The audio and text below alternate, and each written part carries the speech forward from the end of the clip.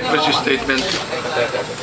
For several months, I have pursued my bid for the presidency.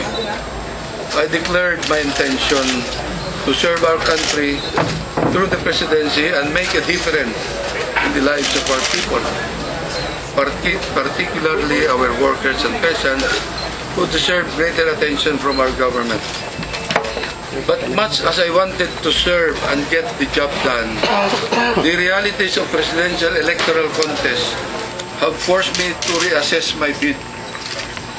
I have realized that I cannot wage a decent presidential campaign without sufficient funds.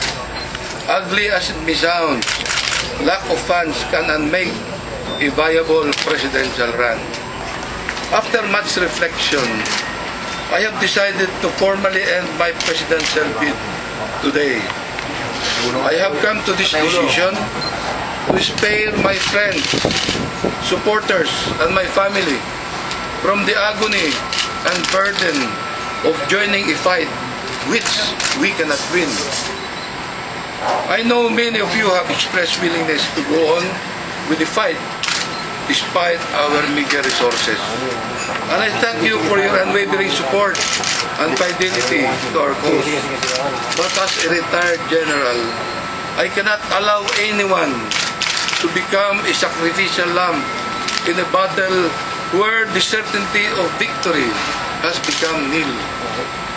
Rest assured, however, that even as an ordinary private citizen, I will remain steadfast in my commitment to our party and our advocacy of uplifting the quality of life of our workers and peasants. We will continue to strengthen the partido ng manggagawa at magsasaka. While I end my service in government today, I will continue my service to the Filipino people. Maraming salamat.